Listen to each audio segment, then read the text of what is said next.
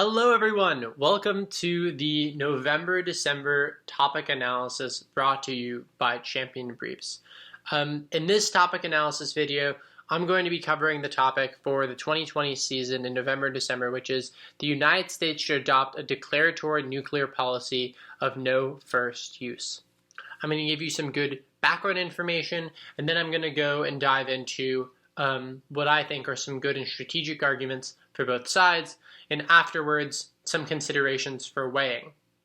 But first, before I jump into what I have to say, I'll just note that in the actual brief itself, you're going to get far more in-depth analysis than I can provide to you in this short video, and many arguments that have already been written for you with lots of really credible sources already really well written. So if you like what you see here and you want more of similar content, please check out the Champion Briefs actual written brief.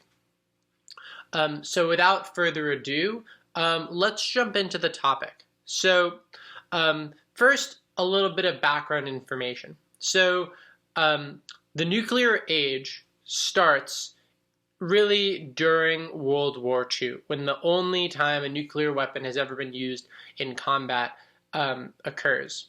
The United States at that time was the only country to have nuclear weapons. We developed them during the war and then used them eventually once we were drawn into World War II after we were attacked in Pearl Harbor. One thing that's important to note is that the emergence of the United States as a superpower in the world occurs after World War II. Not just as a result of using the atomic bomb, but also as a result of our willingness to stay in the international community even after we withdrew from the conflict.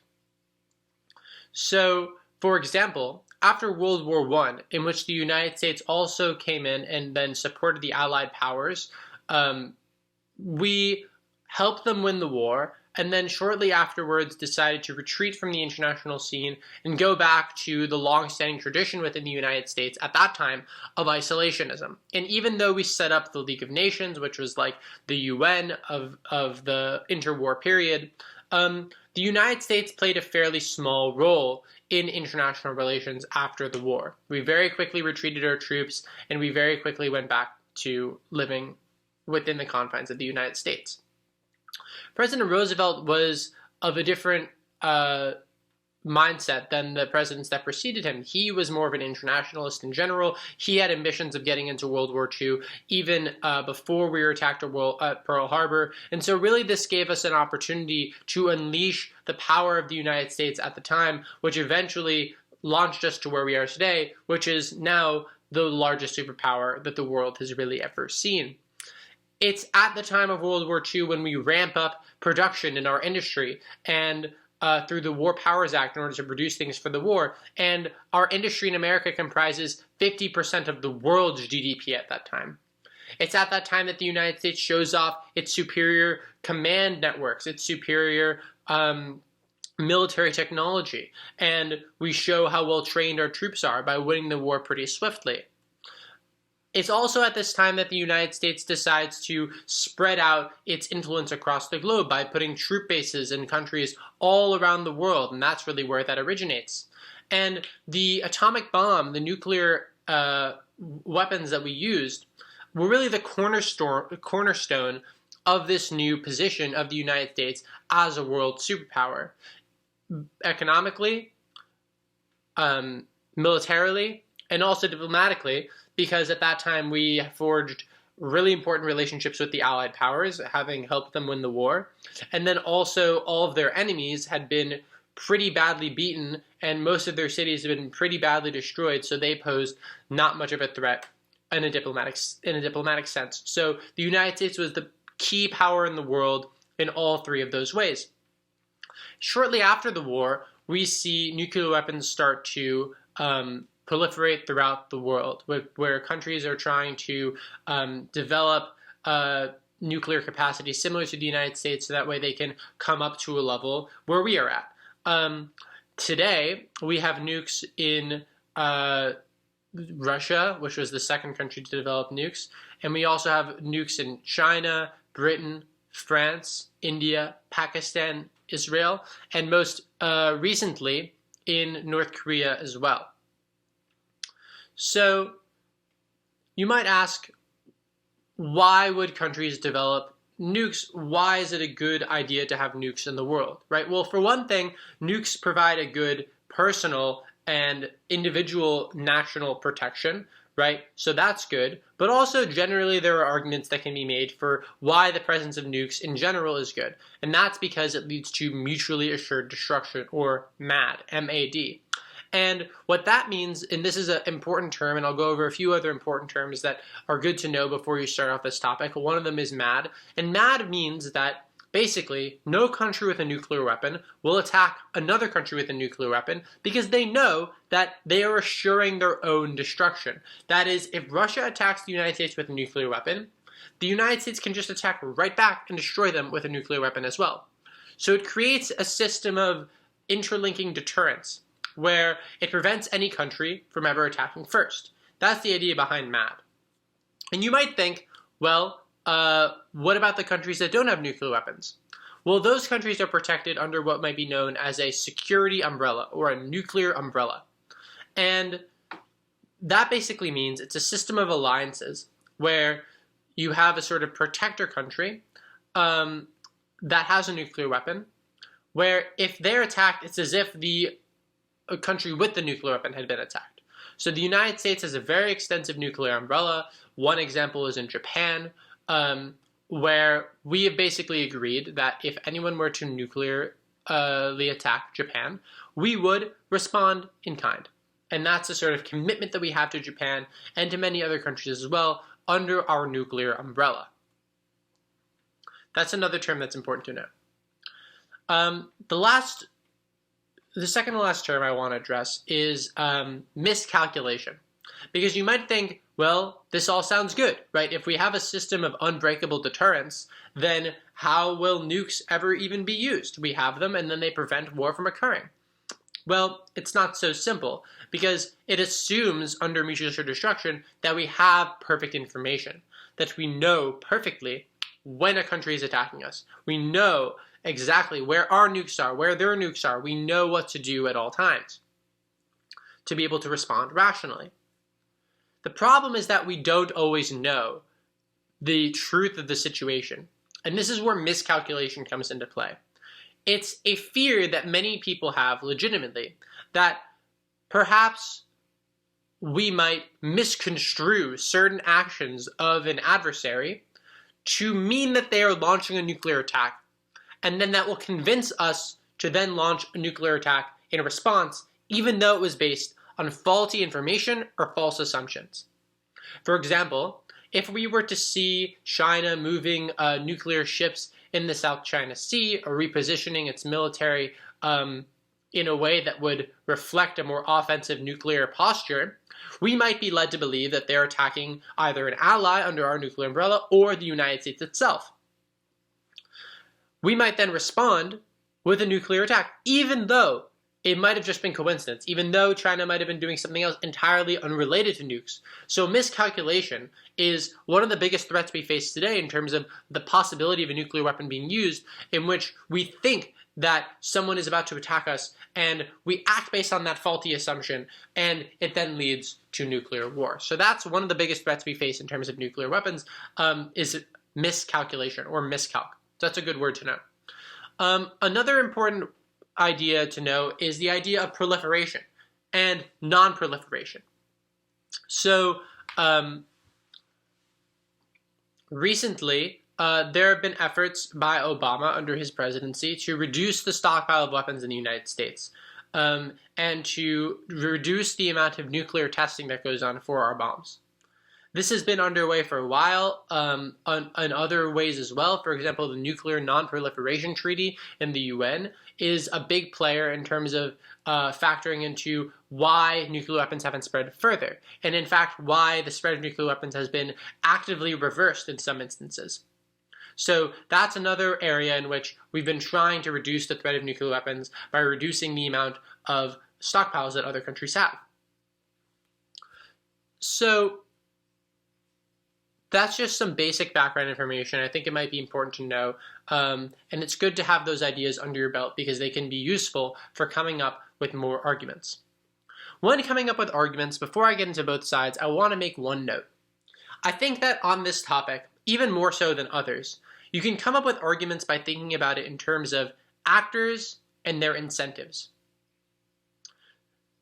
Because this policy is inherently declaratory, which is to say there's no action being taken per se, like on other topics where in Medicare for All we are giving people healthcare, we are issuing insurance to millions of people, that's an action that's being taken.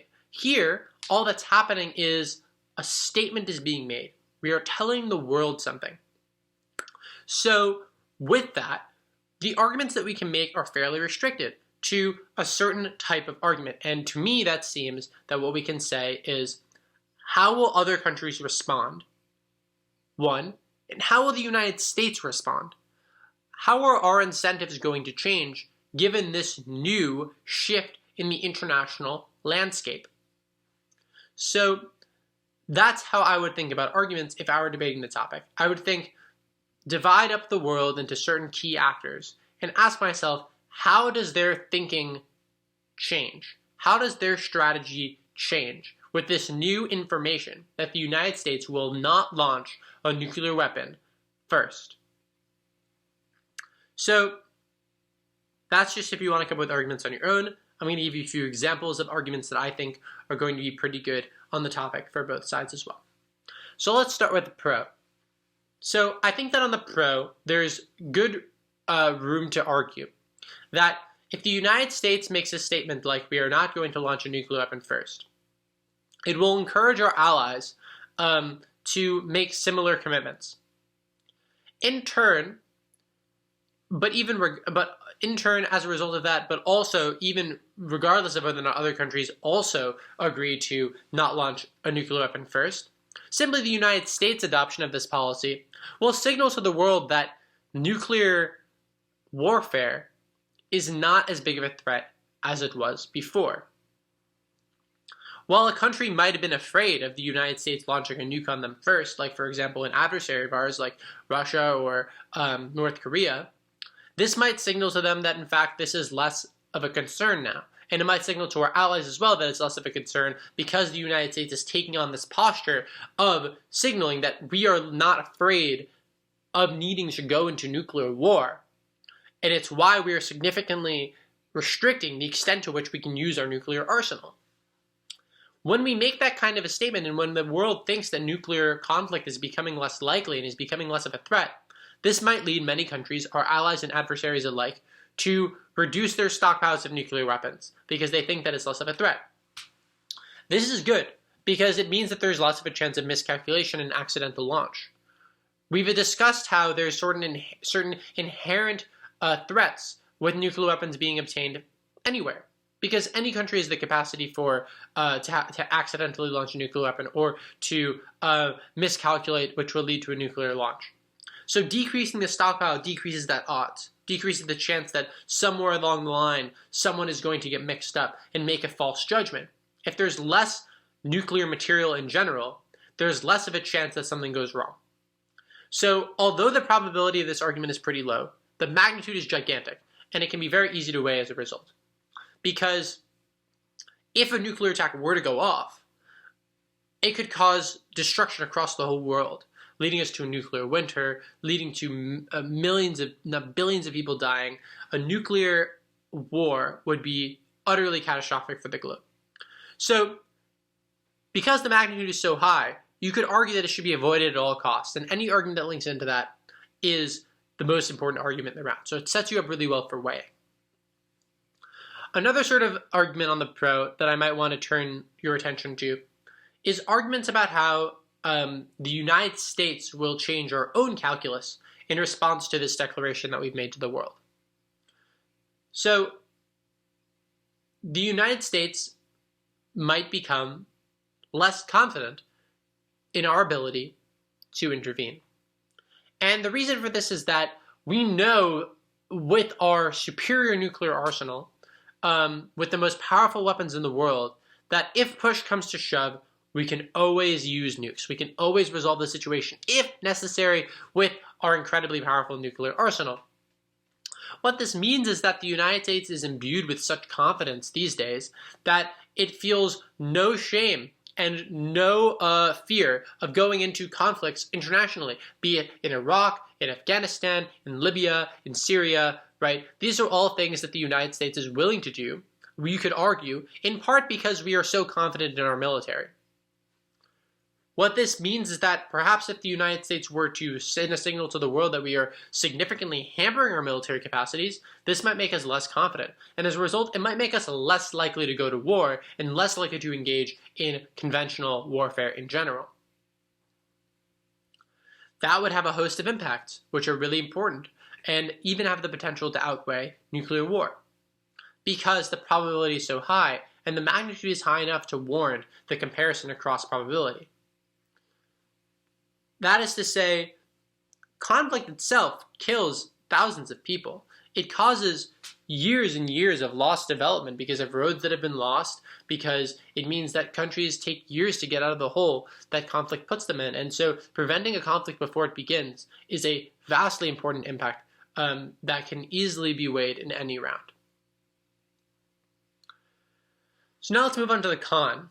So in terms of the con, I think there's one pretty clear argument that is pretty easy to prove.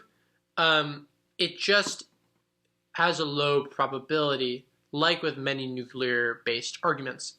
And the argument is this. Many reasons, you might ask yourself, why does the United States even really reserve the capacity to launch a nuclear weapon first? Under what circumstance would we even do that, right? Most of the time, it seems kind of silly to launch a nuclear weapon first because it would isolate us internationally. It would be horrible. It would launch potentially a nuclear war. So why would the United States ever put ourselves in that position? Well, the one instance that I could think of where that might be a useful tactic is in a preventative strike, where we know where our enemy's nuclear weapons are, and with one foul swoop we can destroy them and prevent there from being any possibility that they will attack us in the future. For example, if we knew where North Korea's nuclear weapons were, then we could just attack them with our nuclear weapons and then prevent them from ever attacking us. So that's to say, while mutual assured destruction is great because it means that it prevents a nuclear attack, because if someone attacks, that means you attack back, that's two attacks. This is just one. If we know that North Korea is going to attack us, just to use North Korea as an example, it doesn't have to be North Korea, but if we know that North Korea is going to attack us, and we have good information to suggest that this is the case, then a preventative strike would be in our interest. Because if we don't strike preventatively, then they're just going to strike us, and then we're going to strike afterwards anyway. So that's totally non-unique. So we might as well attack first to prevent the second attack on our soil. So this is a tricky argument to argue, mainly because it's very difficult to know if North Korea is going to attack us, or if any country is going to attack us for that matter. It's a very difficult thing to prove. But like with the other arguments I was discussing about miscalculation, the magnitude is extremely high. So if you can prove any semblance of reasonable probability, that should be enough to be able to weigh it pretty well. There's another class of arguments on the con, which comes from the sort of same link that I was describing earlier on the pro, which is that the United States seems less confident. The United States seems less powerful militarily because we are sort of walking back our nuclear posture. So what does this mean? Well, it means a few things. It means, on the one hand, it might mean that we lose our ability to win key concessions in diplomacy.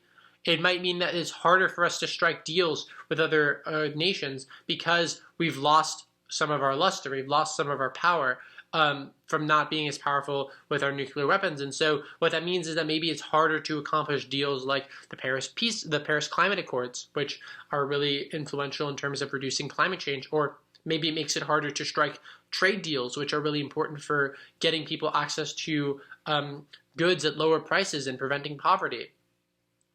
Maybe it means that we have less of an authority to intervene and stop authoritarianism, and it means we have less of an ability to prevent conflict before it begins by killing terrorists in the war on terror. So by losing our hegemony and by losing our perceived location as one of the largest superpowers ever to exist, it means that we lose a lot of key capacities that were being used by the US for good, and were being used by the US to reduce conflict, to reduce authoritarianism, to reduce climate change, to generally accomplish bits of diplomatic, strategic, and economic ends. There's one last argument I want to discuss on the con, which is that it might be the case that, we discussed on the pro that, well, if our enemies see that we are decreasing our nuclear capacities, then maybe this means that they will reduce their nuclear capacities in turn. On the other hand, on the con, you could argue that the opposite is true, that in fact our enemies will notice this as a weakness and be more likely to increase their arsenals to fill in that void where they know the United States no longer exists. So it might embolden our enemies to become more offensive and to proliferate their nuclear weapons even more because they see how weak we are and they want to capitalize on that. So there's also that side of the coin as well. And of course, proliferation we can link to miscalculation. So those are the basic arguments on both sides that I see as being fairly good on this topic. There's definitely so many more. You can find many more arguments if you look to the champion brief itself, to the actual written brief, where we have many more arguments than what I've just laid out. And you can find support for these arguments with evidence in the brief itself. So I highly recommend you take a look. But in general, I think this is a really exciting topic, and I'm very excited to see how everyone debates it and to see what kind of arguments you all come up with. So really look forward to the tournaments. I hope you enjoyed the video. Thanks so much for watching.